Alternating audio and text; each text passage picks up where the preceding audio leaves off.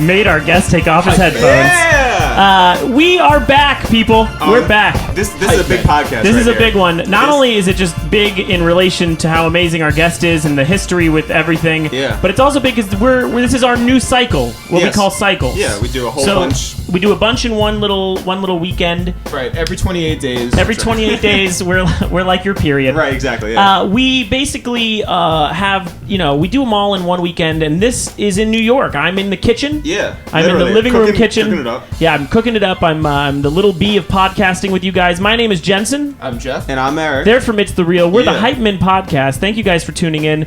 We're in New York, like I said. Yes. Nice weather today. Good weather today. Good weather today. Good turnout so far. Good. We're doing great. Podcast running. I'm telling you. Yeah. This is an epic podcast. Oh, I know. Talk about hip-hop history. Well, before we get into it, yeah. It's epic also because we had drummer Travis Barker produce our theme music this week. Yeah, it's weird because you can't really hear the drums too well. No, he's muted. Though. He's muted. Yeah. But Travis Barker. Can we turn my snare up in the headphones? Yeah. Thank you. Blink 182. Blink 182. He's got his own album coming out. He's got a song with Wayne and Rick Ross and all these people. And he took some time out to do our opening intro song. That's big for us. Really big, but also a lie. Yeah, not He true, didn't not do true it. That's Greg Mayo. He's our engineer, a good friend of ours. Yeah. One day we will have to say it's not him because he's famous and stuff. But for now, we're gonna lie every week and say it's someone else. Eric, this is weird for me. I got to be honest with you. Yeah. All right. Let me explain why. More weird than usual. Yeah. Okay. Yeah. Oh yeah. Yeah.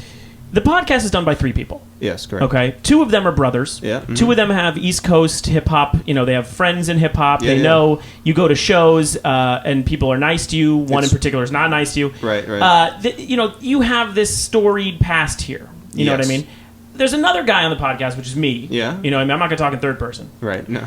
I'm from the West Coast. I probably have a higher voice. Mm-hmm. I'm a little more grating. You know what I mean? Yeah. Like I probably have more opinions that are. You're different. I'm different. Yeah. You know what I mean? Annoying. A little annoying. Yeah. I'm not going to sit here and be like I'm an easy pill to swallow. I'm a bit annoying at times. Ladies. Girlfriends might agree with you. You're an acquired taste. I'm an acquired taste. Yeah. And I'm totally fine with that.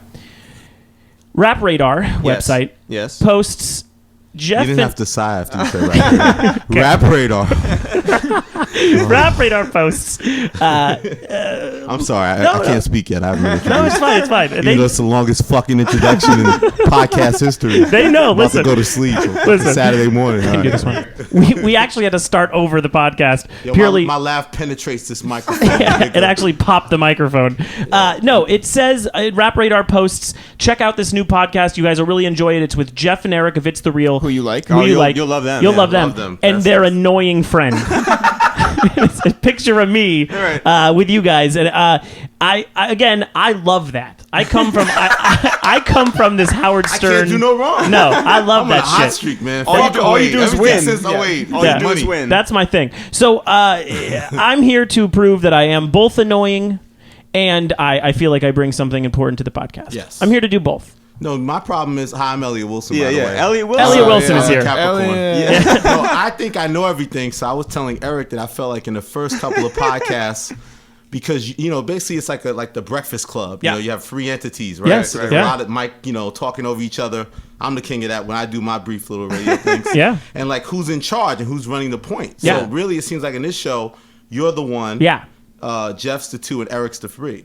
Really? So Sometimes I feel like Eric's the 2. Now I think Eric I don't really listen to the podcast. No, but Jeff is surfing the internet while you're talking. Jeff's gonna always get his zinger in. Yep. Because he's a smart ass. Yep. So someone's got to set the table. So Eric's a dumbass. I'm used to Eric setting the table. Yeah. So now all of a sudden I got a new guy that's setting the table. Yeah. So I was just a little judgmental. To be fair, I thought we were like Carmelo and Stoudemire. We were 1 and 1A. In that analogy, We're all a little 1 and 1A. exactly. In that analogy, I'm Stephon Marbury. Well, that's little true annoying. also, because you got to think I did so many sketches with them. I know them for so long. So then, I don't know you. So then it's just like the new is it's weird. It's I understand. See, I feel like I've known Jensen for like 3 years. Almost now. 3 years. Yeah. And I still don't like you. I don't think that's going to change soon.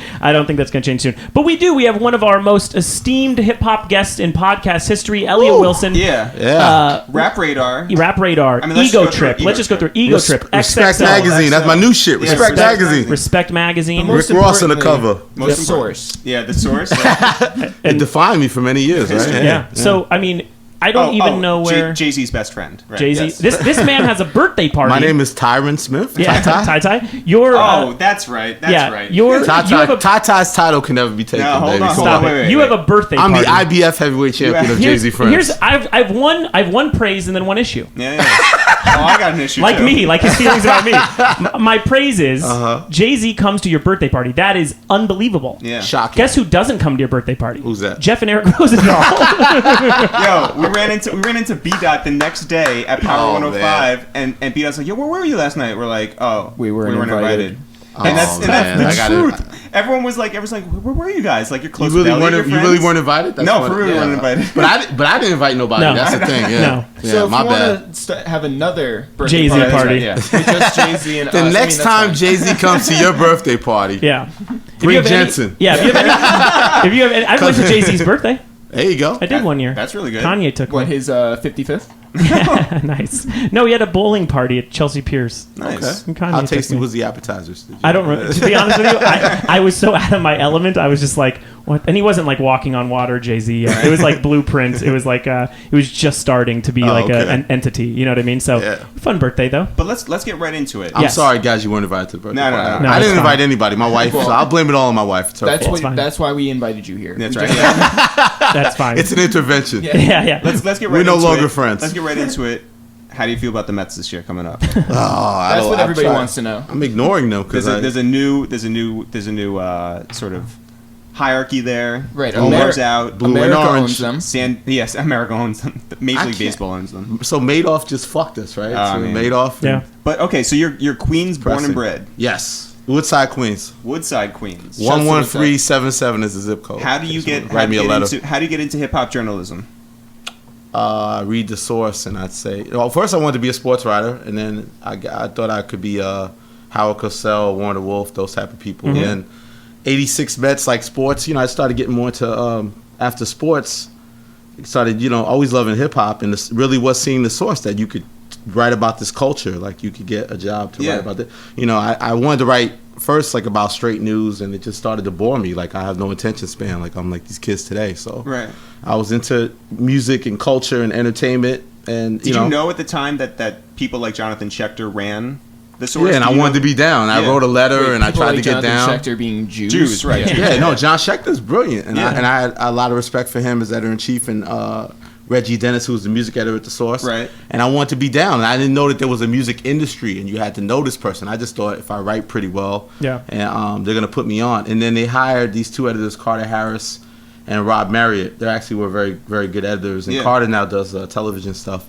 For I think Friday Night Lights. Oh, okay, So, yeah. My favorite Yeah, show. yeah. My Him favorite and show in television history. Him and Cheo Coker, Cheo Adari Coker. He wrote an episode of what's this new show, Southland. Okay. UK. Yeah. Yeah. So they've made a great transition to TV stuff besides Ego Trip and what's up with that. But so then I got rejected, and then doing Beatdown and then doing Ego Trip was because I wasn't being recognized by the guard of the sources and the vibes and what existed, which is super hip hop yeah. of you. Yeah. And then by doing the indie thing, they all then jumped on the dick and hired me. And Were all the guys in Ego Trip like sort of rejected stepchildren? Yeah. We was like, we're dope and no one's recognizing it. We're the best, so we're gonna unify and we're Wu-Tang and fuck everybody. And we're gonna take what we're gonna do is we're gonna go in there. We're gonna take all your money.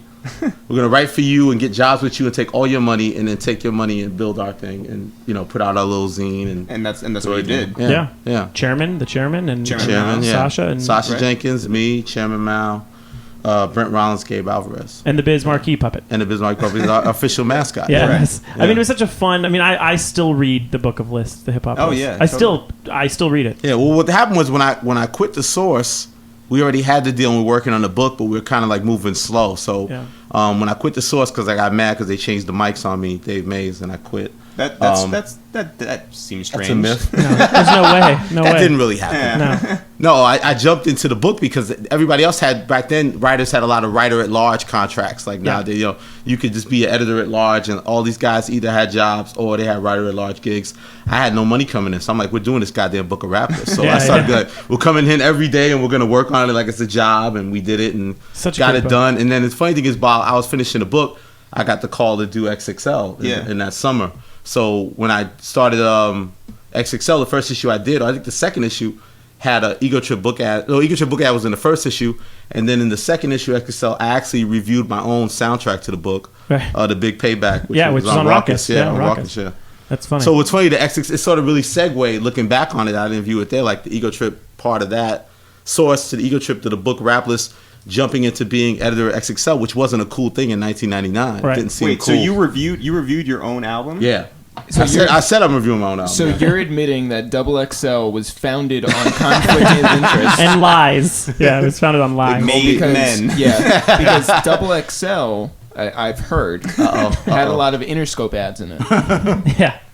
But not for... Just covers. I mean, let's explain that. So XXL and Eminem have a very strange relationship. He hated them. They had beef, yeah. And Well, they got dissed on the Marshall Mathers album. Let me say your name 3 times or something. And yeah, well, that's actually, that was what happened was when they first had the magazine, they wrote something about questioning white boy and hip hop. Yeah, thing. with a very bad picture.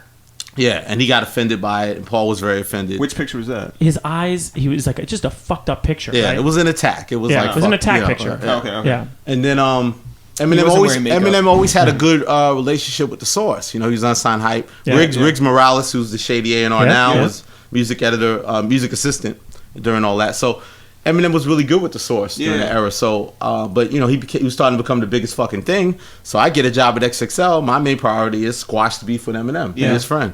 You know, like let's do a cover where he kidnaps me and pisses on my desk and you know like something Tyler shit. You know, he's in vintage Tyler Sad. shit. We just called it Tyler shit. Oh, man. Get on your Tyler shit man. and kidnap me and slap me around and eat a cockroach and be on the cover of XXL. Yeah. So then he said no, and then I was like, there was a guy Don Morris who works at the Source now. He's like, fuck him. So he had this really horrible illustration of him getting like spanked by his mother. Yeah, so the first issue of XXL, I ran this really horrible illustration dissing him. So that's what the thing is like. See a picture of my big white ass. Oh, right. So then he dissed me. So you know, and then what happened was when things that don't come up anymore when you get together with Paul. Yeah.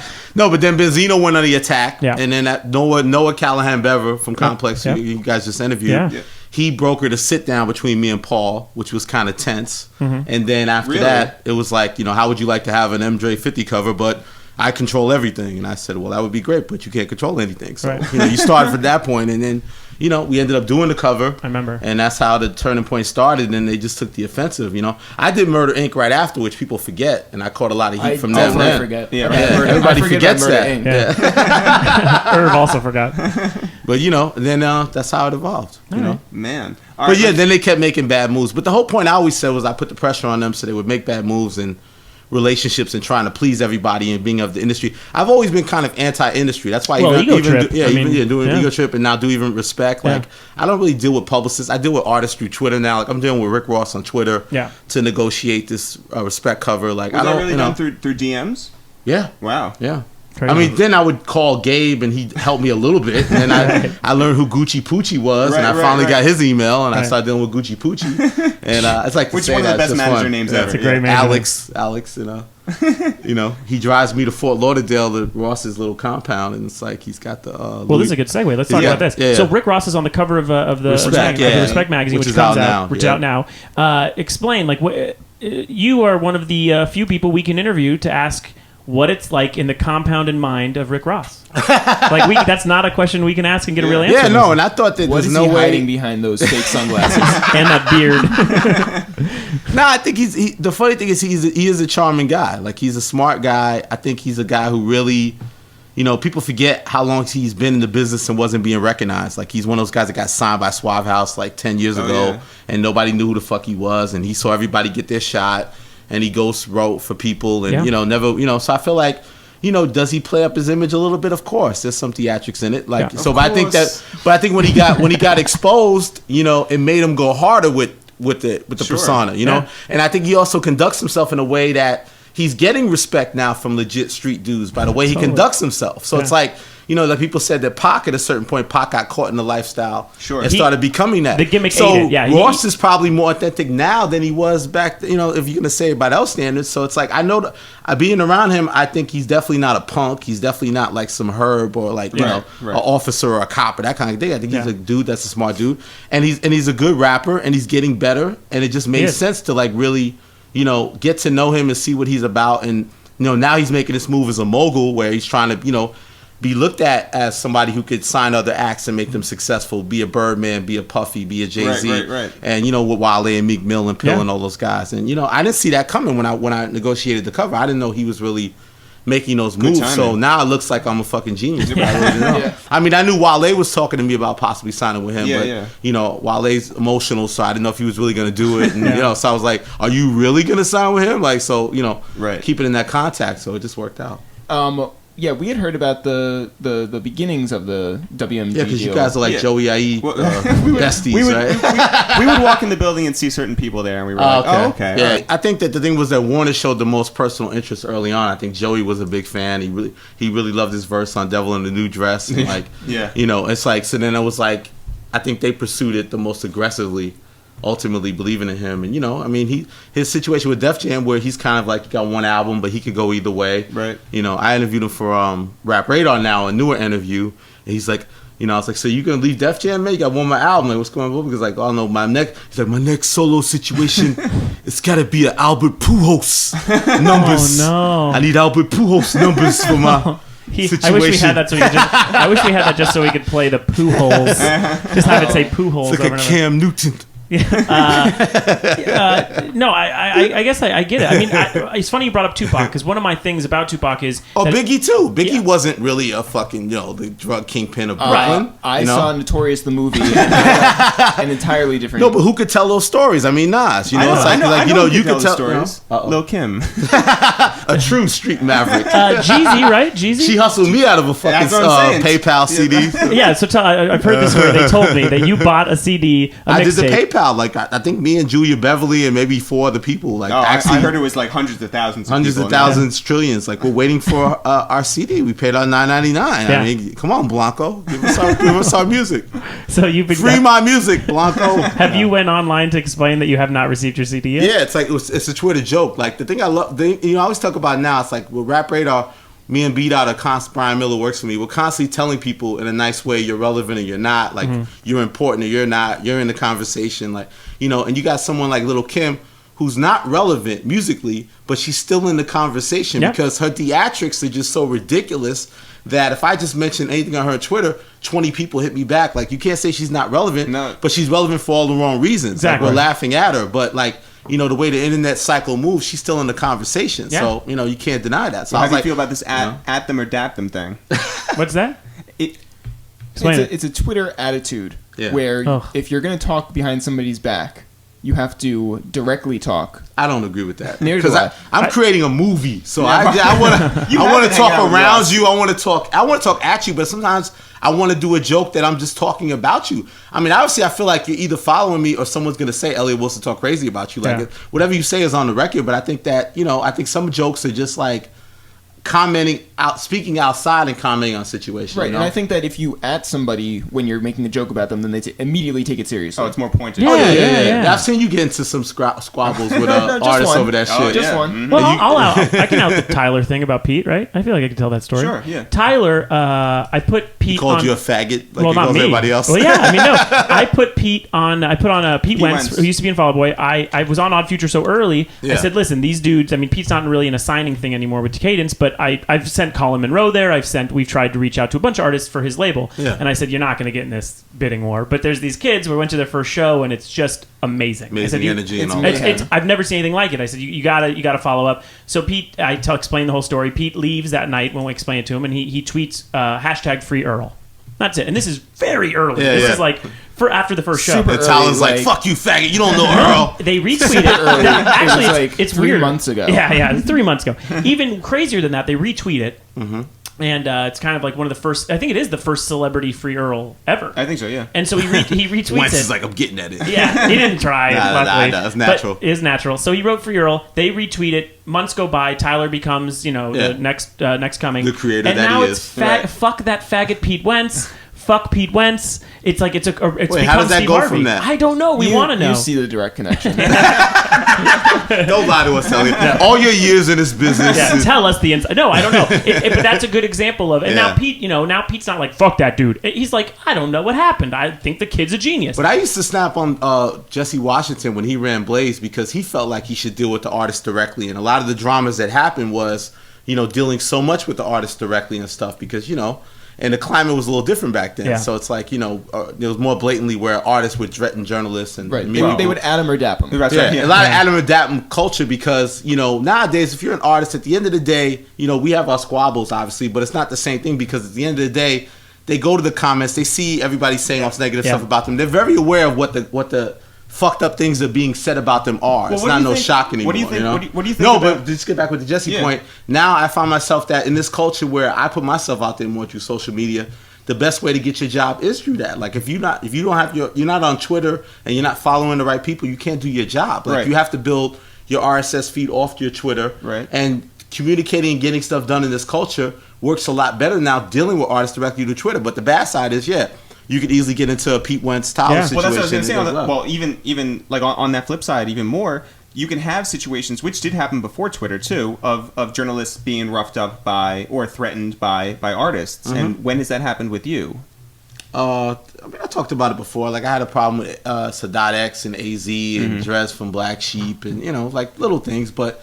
Back then, I just think the criticism was different. It was a situation where, like, if you're Drez and you made this great Black Sheep album, the first one, and then you make your second one and it's not good, no one's really telling you it sucks until your first, like, little record review in One Nut magazine or Herb or something. Not Dave Gossett, Can I Rock It? You don't think Dave Gossett told him? If Gossett didn't tell him, he's like, I can't get 16 on this album, like the first one. But the rapping A&R. So, but now, now it's like people are dissing you and they say, it's a different culture where back then, your record review was kind of the first honest critique you got of something outside of, like, your management and your label and everyone kind of sideways telling you it's great or not. Like, now, you're making parody videos about them. It's like criticism's out there more. So the good side of it and the bad side of it is that everyone thinks they're a critic and it's like a fucking clever contest. But, the competitor in me is that I still want to win that. Like I want to be funnier on Twitter. I want to be smarter. I want to have the best observation. I want to, and I want to be in the conversation and control the conversation at times. All right. And that's what we try to do too with our videos. Like I think when artists become smarter and know how to sell themselves more, they become more accepting of what we're trying to do. They understand how to use it as an avenue. Right, and that's another. And going back to Ross, that's a great thing that he's doing. He's redefined himself. From Officer Ricky to Rose to this situation now where it's like. You can't deny the guy's impact on the culture, and he's trying to now grow out of that, and everybody loves that. Everybody loves the whole adversity story. Everyone loves that. I thought this guy was done, and now he's a star again. Like we all, when we saw 50 with the video with Tia and all that, we was like, this guy's fucking over. Like this is the craziest shit I've ever seen. Like, and then now it's like you talk about 50 ending people's careers. One who he did really, one person he did really buried. One he buried. I'll help you. Well, no. I'm saying. Eric can't even get it out. No, I'm so scared. He's so scared. I'm saying the one person who would backfire. This is Eric.com. The one person who had backfired on was Ross. Ross became bigger than ever. Yeah. Ross really stopped that momentum. He excelled. Well, he put out a good album, and then put out a better album after that. That's right. And the mixtapes, and it is the music though. But I think even 50 would respect that part of it. I think 50 can't stand him, and 50 can't take that. That. People are embracing this guy whose past is under question.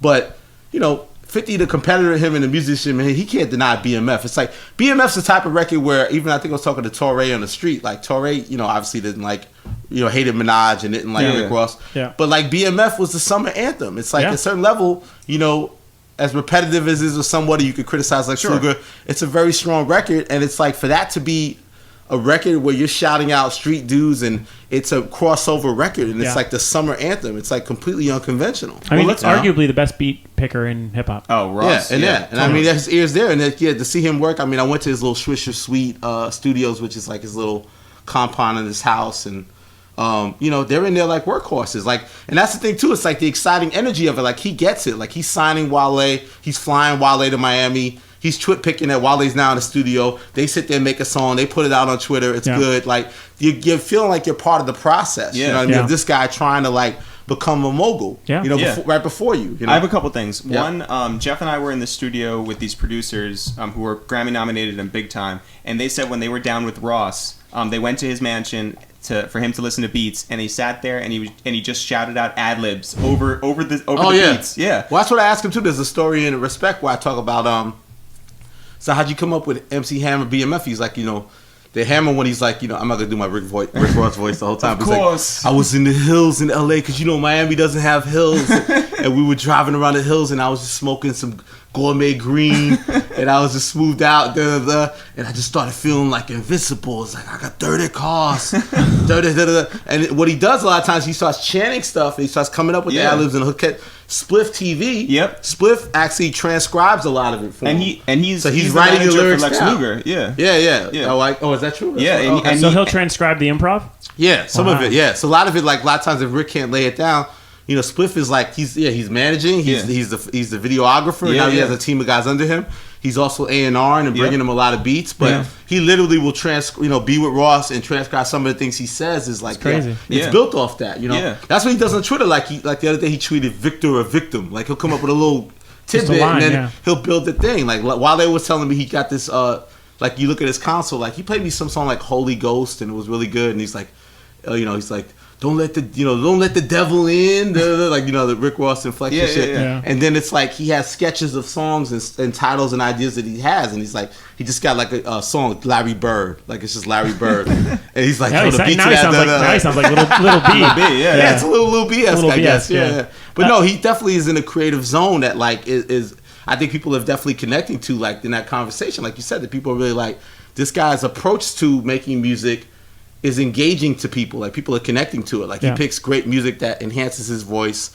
What he's bringing to the table. It's like kind of drawing people in. You know? So you get the call or you get the go ahead to do this. I go down. I wanted to go down to Miami and knock out the whole. I was so behind with the issue that I was like, okay, let me start thinking, what the fuck am I gonna do? Because I got to interview all the 4 features. So I was like, okay, I'm getting cool with Ross and Khaled a little bit. I'm gonna do Ross, Khaled, Buster's down there.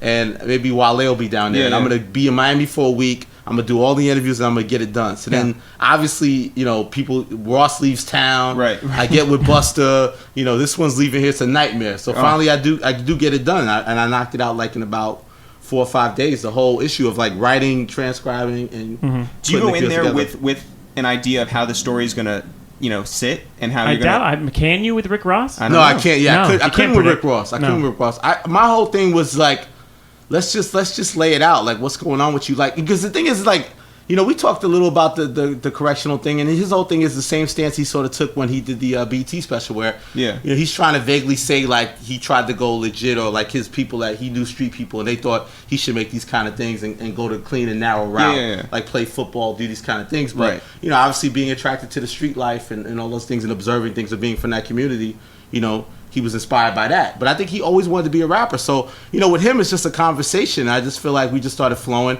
And he told this great story about how he was in New York when his birthday. He did an event, like this is like way up in Washington Heights, like 200 something street, like that. So he did a party, like he got invited to do a party, like a club fee. So he shows up, he's like, I'm in there kicking it with street niggas. Niggas giving me colognes and cakes and give it to real live street niggas, You could appreciate this type of appreciation. I mean, he talks in this like... That's what I'm saying, he speaks elegant, in this code that's like, so it's like I think that what it was when I interviewed him, it's like not having a plan, kind of like you said, Jensen, but just kind of trying to play to the flow of the conversation, because he's going to set that tone. And then I think it's a pretty good Q&A. When he speaks, it's like if you go to someone's house and they have columns. You just immediately know they're kind of classic, but in like a kind of weird way, like in a Persian rug way. You know what I mean? Do you get a good sense of like what his real life is like being around him? His life is that. I think his life has now become, I'm the best guy in rap. I need to be embraced by the street dudes. If I go to Atlanta, I want to be with the street dudes in Atlanta. Right. I want to be connected to this. I want to go to this. I want to go to the studio. I want to do shows, like organization. Everyone's gonna come to Swisher Sweet. We're gonna stay up 4 days straight and make 70 records. Like he's just living. I think he loves. Like he finally got it. He finally got the shot. Like. Everybody wants to be a rap star. I'm sure when you got signed, you have this dream. You're gonna be not to make you cry. Just, you know what I'm saying? I don't know why Elliot's bringing it up. He's just very aware of the moment. It's like he's basking. He's literally basking in the moment. He should. And he's living that life. Like he's shows, what they do, studio. They spend $1 million at a strip club. Club balling with drug dealers and street dudes and strippers and living the life. And he's He's epitomizing. We saw him at Summer Jam last year. Yeah. And he had somebody next to him on stage who looked like his doppelganger, like exactly like him. Yeah. Dom DeLuise? No, he was. No, it wasn't Dom DeLuise. No, it looked exactly like Ross, like the full beard, like the whole costume. It was like Saddam Hussein had those like. Oh yeah, phones in case Saddam Hussein. Right. Did you see any of those fake guys or no? Nah. I didn't see those dudes. All right, a lot of Mass Pike Miles, the singing sensation. Talking about a lot of creative control, a lot of. Let's talk the Rosenberg Rap Radar connection. Which is something obviously a lot of people think about. There's a twinkle in your eye when you say that. I might have a little thing to talk. And I don't necessarily see it as much as some others do. Okay. But a lot of people do think because you do have a financial economic situation with Interscope, it's the house that Rosenberg built, kind of in a. Well, I technically sense. don't have it. We're technically partners. Me and Paul started the company Machiavelli 71 that owns Rap Radar. Okay, so I'm technically not in business with Interscope. Okay, no, but I mean he is obviously he's Mr. Interscope. He's obviously married to it. Yeah. So what I guess I'm asking, he's actually married to Marshall. True. Who in turn is the cash cow. Right. And you know Jimmy doesn't give a fuck as long as Marshall's hot. He's like, Marshall's hot again. As long as I'm Marshall sold some records. Yeah. Okay, bring these crazy Slaughterhouse dudes in. We'll put out a shady record. Joe Budden sounds depressed. Why would we want Joe Crooked Eye? Haven't we had him before? This is not the first time we had Joel. Is this mood swing music? Yeah, why? This Joel guy, we've had Joel before. My Jimmy Iovine that's impression. A really close Jimmy. It's good. Yeah, I mean, Will just did a great beat for Yella. I co-sign that. Will did the Super Bowl and he looked like a machine. He looked like an actual robot. I could do a Jimmy all day, by the way. Do you feel when the criticism comes that you won't be able to really attack something that goes on at Shady, or you wouldn't be able to really attack something in Interscope? Do you the feel beauty that? is what is there to attack? I mean, that's the thing that's funny about it, is that Eminem is on this kind of like second leg of like success. Correct. Where, I guess it's lucked out. I mean, but a lot of times the ones I really attack are the ones that kind of do stupid shit. I mean, the blog culture is more about like, you out here make a bad move. Eminem is so guarded. Does he really make a bad move? Yes. Like, you know what I mean? Like, which one? Obi Trice? D12? Yeah, but that's been going on during the Rap Radar years. Oh, exactly. But if Slaughterhouse becomes the new D12, do you say this was a bad move? But I never open. If you think if you look at the blogosphere and you're like, okay, what are the blogs that really support Slaughterhouse? People don't look at Rap Radar. No. They look at the Now Rights and those sites. I understand. So, But I mean, if it does, people think now, is that going to change now? Like, am I going to get the Slaughterhouse exclusives? And I'm going to have I'm cool with Joel's manager, Mike Caron, Haitian Mike, I call him. So I did a show with him and I have my Yawa t-shirt on, but I'm not super cool with those guys, like the relationships that they built outside of that, like Budden and Low Key or Budden and Miss Info, and so it's relationships. What I'm saying is that's why Elliot can never make fun of our shit. But in the blog culture, you tend to more so, if you're gonna attack somebody, you like Lil Kim example, you attack someone that's out there publicly making stupid moves. But what about even just like editorially? When Shine's putting out bad song after bad song. I understand, but what about just editorially? What if? And I understand that we're not, not for the hits, not for the controversy. Editorially, if you believe that Slaughterhouse ends up being a bad decision, based on them being, it's possible that no one will reach out to this battle rap. It might not cross over. Yeah. I think that Odd Future, we don't have to worry about that. They're going to be famous for being. They're going to be famous for being non-mainstream. Elliot, I guarantee you'll never have to write a bad thing about Tyler. Don't worry about that. As far as if you do, you're a faggot. Exactly. If you write a bad thing about Tyler, we know that. On this end, it's like with Slaughterhouse, this could backfire. If it does backfire, do you feel comfortable on Rap Radar being like, this was a bad decision, this isn't working out, or because you're in a relationship with Paul, does it feel like you have to say? I don't have to pretend I like it. That's all I could do. I don't have to pretend I like it. I'd have to be careful about how I criticize it. I wouldn't personally attack it like you're saying. Like, it's the measures of how you do something. That's cool. I'm not gonna like. But there's also how often in Rap Radar do you see me really sit in judgment of every particular project? Yeah.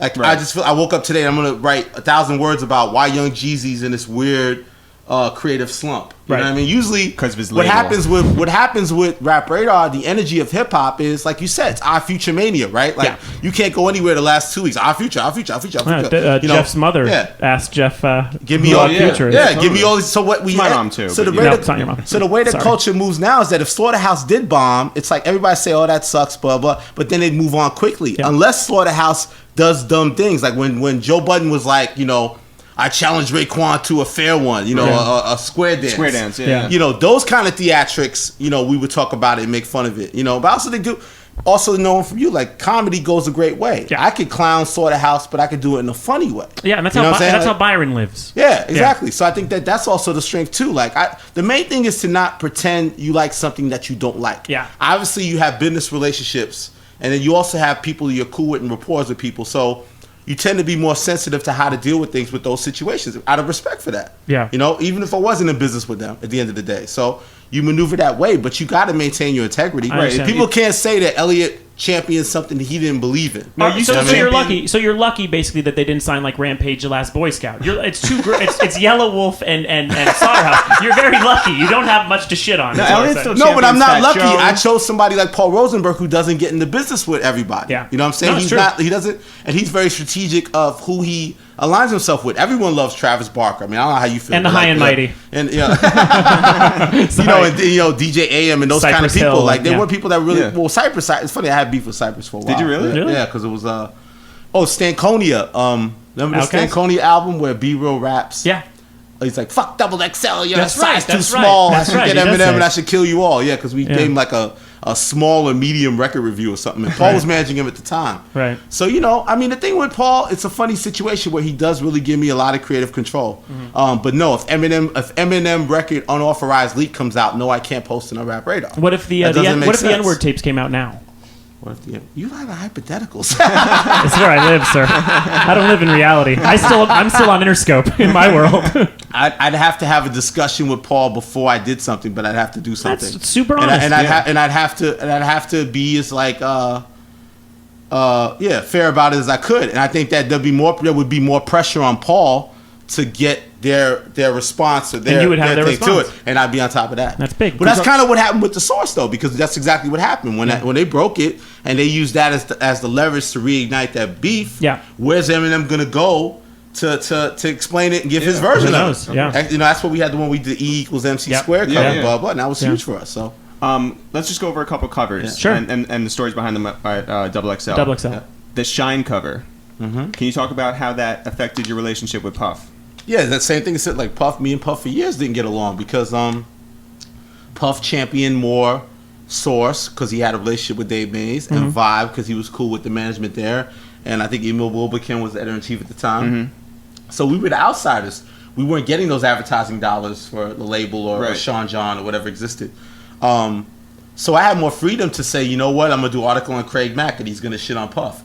I'm going to interview Misa Hilton Brim and she's going to shit on Puff. Yeah. And, he'd be mad about it, but he's not supporting. So, you play that hand, like if this story is relevant. And then with Sean, it was the same thing where I felt like everyone was covering the trial from one situation, but nobody would cover it from the other side of the guy who actually shot the gun, Sean. Yeah. And everyone was scared to make a critical statement of it because most of the other magazines were in business with Puffy. Right. So Sean used us as the outlet. So it was beneficial on both. So for years after that, Puff always never really had no love for me.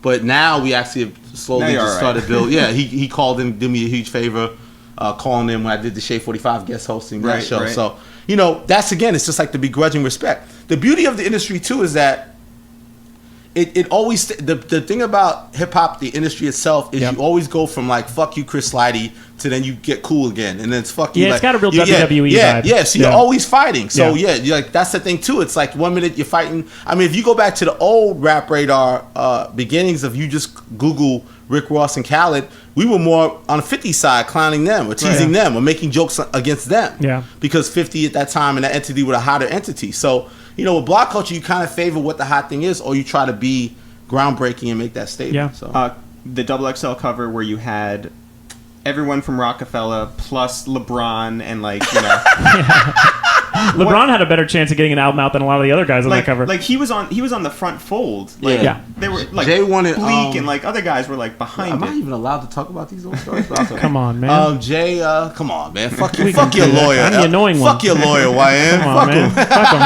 Fuck him. He's probably a Jew. Fuck him. Yeah, man. We know him. We're in the Illuminati with him. Don't worry. No, Jay. It was crazy. Jay-Z schemes. President of Def Jam. 1 minute you talk to him and he's President Carter mode, or he's back to being Jay-Z. So he actually, I think he wanted Vince Carter and Jason Kidd on the cover too. So it was like, it was a hodgepodge. So you were better foolery, off. Yeah, so Why it would he worked out. want them? And what is he? And I was like, you don't want Bleak in the front? You don't want Bleak in the front? No, but that is a great cover. Like, it's funny. It's like it's so ridiculous that it's like it's just so over the top. But the best out of that is that shot of Jay and Kanye with JFK, Bobby Kennedy. That's the best. That's all. And that segue to Respect to help me stay on promo run. Please. Yeah. That's the idea of what I'm trying to do with Respect, which is that I want to have the best images. Like if you look at the new issue, Waka Flocka Flame. We did an incredible Rick Ross shoot. No, but it made him look like he's a star. No, Nobody ever presented him in a way where, this guy's hot. He's had an impactful year. He deserves to be looked at and presented in a certain way, and I think that magazines don't really do that anymore. No, but can you just talk real quick about the reaction to the Waka Flocka cover? Because a lot of people were like, "Wow, you had legends, proven people," and then you had Waka Flocka Flame, who had I love to stir it up, like you said. But a dope little subtitle, wasn't it? Hits, haters, hits stronger sign haters. Yeah. So I mean, it was just a situation where I just felt like, okay, artists nowadays, it's hard to get an exclusivity. Because everybody wants to be on everything. Minaj he'll pose for any magazine and I'll wear this wig and show my ass here and blah, blah. But at the end of the day, Waka was somebody that nobody had the courage to put on the cover. So it worked out great. Plus, I wanted to make that statement because he's that type of person where you mention his name, people really think, even to this day, I was in the gym the other day, it's like, we were talking about Waka Flocka. Waka Flocka? Nigga's stupid. He's fucking, like, he's that divide, like, that people, like, he's a polarizing figure. Yeah. And I think Rick Ross is. So I think that if there's any kind of formula that's developed with Rap Radar, is that I want to, like, cover, like, especially for the cover, a polarizing figure. Right. Somebody that thinks that, like Rick Ross, that I get it now. This guy's super talented. I'm over the whole CO whatever thing. He's a dope rapper. I'm bumping his music. And then you have people that still ride with 50s and that culture, and they're just like, fuck it, he's a fraud. I'm never going to rock with it. All you people are being blinded. Those people are minimal. Blah, blah. Yeah. They're minimal now. Yeah, but that's like the Waka thing. So I love that. I love that kind of person. To me, those are the bigger people, the people that garner love and hate, like myself. And Jeff Rosenthal. Jeff, who hasn't been with us. Who hasn't been with us. He's actually sick. He's been in and out of podcasts. So he just went in the other room to puke, I'm sure. I make him sick. Yeah. No. Looking back, what is the XXL cover you wish didn't happen? Is there something? Say Chingy. Chingy on the cover. Yeah. And I messed with you on Twitter when we went back and forth about me being annoying. About you shitted on one of them, right? What was it? No, it's Common got an XXL for B. Oh yeah, we did some bad XXLs. To me that's the Clips one. album. I like the Clips album. For Lord Willing, right? Yeah. No, it's just a situation where, like, I mean, I had Bonsu Thompson for many years, who's now the editor at The Source. I would fight sometimes, but if he really felt strongly and the whole staff was like, no, you're good. The whole staff was feeling something, you either fight or you eventually give in to the masses and the situation. You try to be as communal as possible. Yeah. You have the power to say, your magazine. Fuck that. Yeah. So it's like the energy's that, and it's you're making that quick judgment call. So some of them pan out and look ridiculous, but then some you over champion, and some you're very cautious to not say. Like for whatever reason, like when we got 50's album, we hated 21 Questions. Like we couldn't stand 21 Questions. The whole staff, for whatever reason, we all just hated grown man music. So we didn't want to give him a XXL, right? Because we was like, the 21 Questions next single. But obviously, Get Rich or Die Trying is a classic. Obviously, it's an XXL. But back then, our ears were fixated on 21 Questions and not whatever. But, Common being back with Kanye and the beats sound good and the lyrics are good. Yeah. You start playing all over, you get in the zone that way. So how you feel about something in that moment may not be how you feel about it 3 months later. I mean, the sad thing now with kids now is that kids forget a song that came out 3 months ago. And now if a record kids forget carries that way, then that means something. That means that, wow, okay, we were talking about Black and Yellow. I'm annoyed the hell out of it by this song now because it actually did survive the timeline. Like, does Black and Yellow get on Wiz Khalifa's record now? Or do you just leave it off? It has Track to. one. It has to. I mean, I feel like it's just like at that point you're like, nah, leave that off. Everyone has it already. No, you have to. They'll sell that. Yeah. You have to. That's how you build the arc of it. No, I hear you. I'm trying to think of other covers. No, I was just gonna say, can we talk about Carmelo for a minute? Sure. You were at Carmelo's first game. Yeah. You're sitting behind Lala. We were a couple of rows behind Lala, 2 or 3. They put the wife on the jumbotron. Oh yeah. Out here like she's single. Like, what's going on with that? I got dissed. I'm out here. I'm too ugly. Like, what's going on? And then on the other side, I'll give you the industry thing. The other side, so like literally on the woods, as they say. He wasn't on the woods. Yeah. Mike Kaiser, who's Little Burger, hashtag Little Burger. Now the president of Atlantic Records, Kevin Lyles, was there. Sean Pecos. Yep. It's like an industry murderers row. Joey IE. And Joey IE, OG Juan. Yep. Is you want allowed to be there, by the way? He's out there. He's representing Hov. Yeah. That's not Carter Enterprises. We want Lala on the show. Yeah. We're cute. You know what, Lala? I think I have a crush on Lala. I ghost wrote. I ghost wrote. Yeah. I ghost wrote for Lala. Oh, you did? I did. That's fresh. I did. Back before she was an LA radio girl. Yeah. She's cute in person. Cuter Beautiful. in person Beautiful. than I thought she was. When I was writing for her, though, she was going through, and I hope we get to talk to her in the podcast about it. She was going through this like weird alternative phase. She had like this pink hair and was getting piercings and weird tattoos. And she's talking to a lot of weird white people at MTV. Yeah. That was even before that. This is right after Ludacris. Yeah. This is when she was with Chris Lava. She was with Eric Kubici over in at the Beat at the time. Right. But we would love to have her on. Yeah, totally. But I mean, so that's why once things cool down. Yeah. She got a reality show today.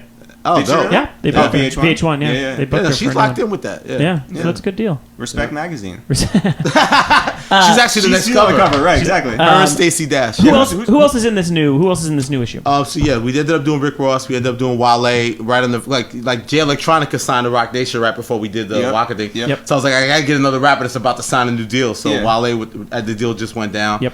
I did this great piece with Busta Rhymes where we kind of got into detail about the ups and downs of his career from like the beginning to now. Where is he now? He's actually at a gym somewhere. He's doing crunches. Yeah. He's making records. No, I think he's waiting. I think he's sitting. I think he's technically still signed to Sylvia Rone at Universal, but he's laying in wait to see where these musical chairs go and where does Chris Lighty go and does L.A. Reid go here. Yeah, he's the chess pieces in the music industry. He's an Aftermath corpse. Oh, yeah. Oh. That was a great XXL cover that we talked with Mannion about. That we talked to Mannion about. Yeah. That's so bizarre. Yeah, and it never really worked out. And like I remember that Dre was like, I was going to do. That's the one with Ludacris. That's the beef with Ludacris. I had beef with Ludacris and Chingy. I wanted Ludacris Chingy do a cover together, and then they tried. Shaka Zulu tried to strong arm me at the last second and say, we're not going to do it unless Sean is part of it. And like literally, it was like the day before the shoot. I'm like, tell him to go fuck himself. We're not doing it. So I pulled the cover. I go online. All hip hop's like Eve and Busta Rhymes signed to Aftermath. I call Interscope because I had the bat phone. Yeah, right. So then they go to Dre and it's I'm green. like, it's colored green. So then I go to Dre and they like Dre, Busta, Eve, and then he's like, Dre says, I'm not gonna do it unless you get this guy The Game in it. My new artist, The Game. I like The Game. He's like, who kid rapping? Yeah. And then I think 50 started feeling a way about it. So if you see the cover, Dre's wearing a G-Unit t-shirt. Oh yeah. So that was a way to kind of like keep everybody happy. I like the Aftermath corpse game. Do you call it the corpse? That's corpse game. It's Last Emperor. It's almost. I could play this game all day. The Beast. It's almost as good as Bad Boy. You didn't cry when you saw the I Need a Doctor video? No, I didn't. The M. Night twist ending that I don't understand. Like it's like The Village. I'm like, what? I don't. Why does it go to Eazy-E's grave? Well, I don't understand. Does that mean that's when it ended? I'm not saying it's art, baby. Oh yeah, totally. That was directed by Orson Welles. Totally. No, I don't understand that video. So. Who are future hopes for Respect covers? Who do we hope? Well, who's the first female going to be? Let's have an editorial meeting. Yeah, now I would love to. I would love to. I basically reach out to Chris Clancy. Oh yeah, right. Yeah. Get his first cover. Right. Yeah, no, he's out there, right? Yeah. No covers yet. I think I actually heard of a cover that they're doing. Okay, I'm not at liberty to say. All right. So I'm gonna let them have that. No, but I think me one-on-one with Tyler would be interesting. I think the great thing about Respect is that I'm doing the interviews of the 4 features I'm choosing. That's kind of the formula I'm doing now. Yeah. So I think me and Tyler, a kid that was like born in the '90s, like I saw some article where he was saying like he bought Dre 2001. For Christmas, his mother bought it. He was 8 years old. Yeah, and that's like the first issue XXL I did. So it's like this kid. I'm 40 years old, interviewing the 19-year-old kid that like is crazy. Well, he thinks we're antiques. Yeah, exactly. Yeah. Literally, he calls us antiques. Can I give you a dark horse for a cover? Yes, Chingy.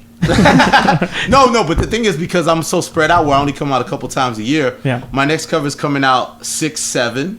June 7th. Okay, June 7th. Oh, okay. So maybe Lil Wayne. No, but the main thing too is that it's not in the cover. It's actually going to be the cover from June till September. So we know what that is, fellas. It's a little thing called Summertime. Yeah. So I have to be boldly smart and predict which rapper is going to be the big rapper of the summer. But the sad thing is it looks like Rick Ross, and I already did him.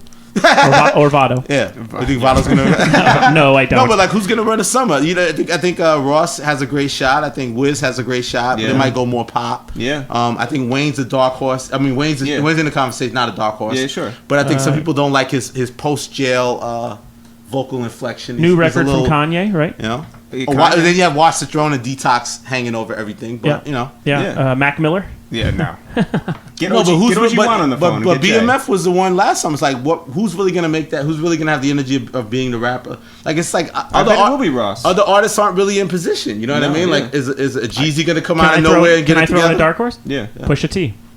Yeah. Really? You think so? Possible. He has a song with Kanye or something. I don't know. I feel like he's got Well, he's got a street anthem right now, right? Oh God is Right, yeah. getting spins on. His manager doesn't like me. No? Stephen Victor. Yeah, so I Oh, don't get well. along with. I don't know why he doesn't like me. Ask him. Well, Let's get him on here. Yeah. Let me secret it. Hold on. I'm gonna secret him on the cover. He Okay. doesn't like me. What, No, but Pusha was actually he was gonna be in that issue with Ross, but it didn't work out. What when you were at XXL? Was that when the freshman issue started, or no? That's Yeah, well, I did a different version. Actually, technically, it's a yes and no answer. I did a Leaders of the New School, Leaders of the Next School, next school. Hip Hop's Next Superstars, and it was like all guys that kind of had a single out, but they hadn't put out their first album yet. So it was like Lupe, Saigon, Little Boozy, but more established. Actually, Joel and Crooked were on the second game. Right. Ended up being Slaughterhouse. So it wasn't branded freshman, but then the year after I wasn't there.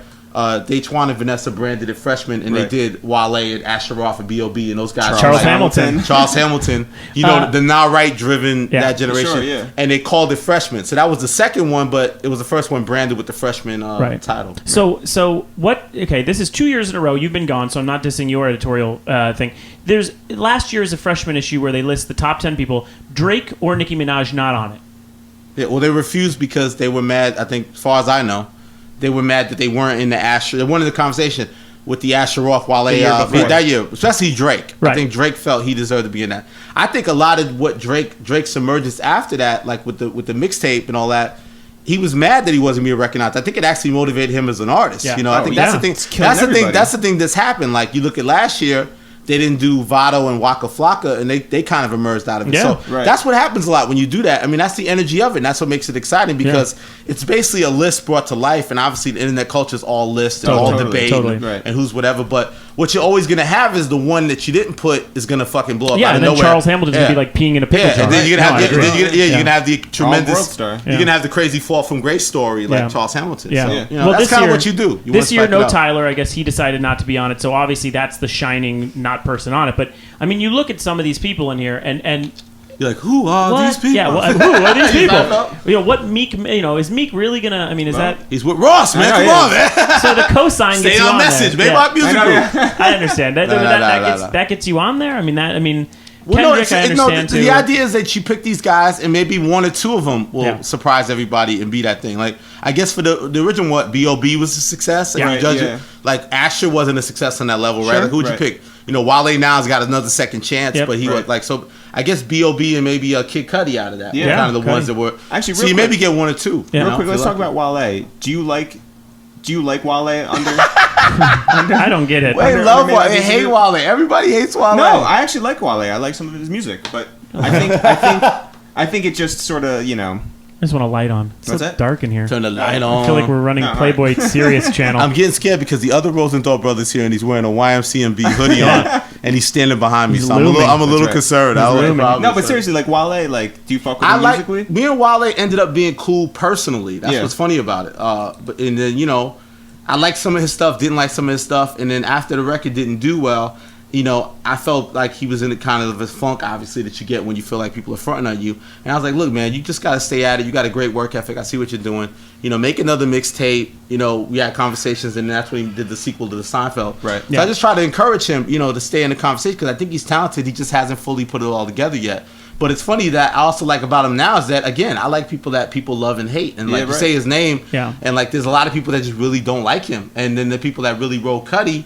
And then Cudi's album didn't do well, and I heard he's not happy that his album didn't do well. So it's it's a weird thing. Like, you know, you have these statements like we don't fuck with you musically, and they become bigger than who the people that you're talking about because we're in this Twitter internet culture where it's like you want those memes and those gifs and those pull quotes that like stand the thing. So, you know, it's made him part of the fodder of the conversation. So I like mess with those. My question being, is Wale able to sign to Rick Ross and still be the guy who talks about buying sneakers on eBay?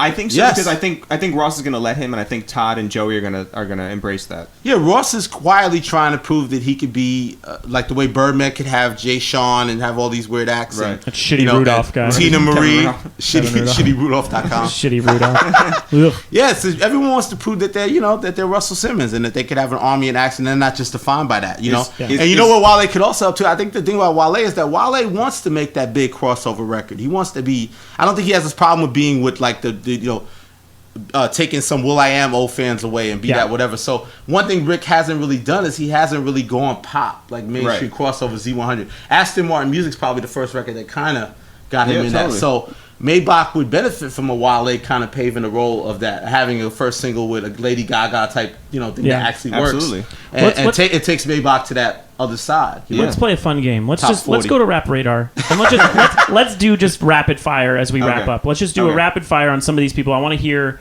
your thoughts on some of the people. We'll keep it short so we can get through a lot. I did this with Flex once. He's like, "Talk to me, Method Man." Well, I'll drop bombs when you're answering to make you feel more comfortable. No, but there's all people that were kind of struggling. So he'd be like, "Let's talk about Bow Wow."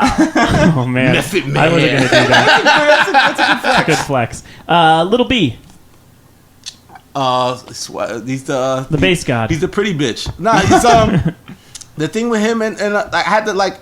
I'm still understanding these guys, like him and Tyler. I think it's like a situation where, there's these 90s rappers, and we had Soulja Boy, which represented one thing, and now you got these other guys that they're just unconventional, and they're selling a lot of this angst and like teen angst, and no one understands me, and I'm gonna go take a shit right now, and like I'm gonna wipe my nose, and I just fucked your girl, you're a fuck you in your ass, and all that. Right. They say outrageous shit, so. B-Dot said something about horrorcore, and then Tyler got all mad about it. And it's that's so like the worst funny thing to say. Because what it is. It is. But I think the problem I have with some of these artists is that I want to cut through. Like I get it. Like Little B, you'll say these catchphrases. I'm saying it now. It's funny on Twitter. You have personality. You have a presence.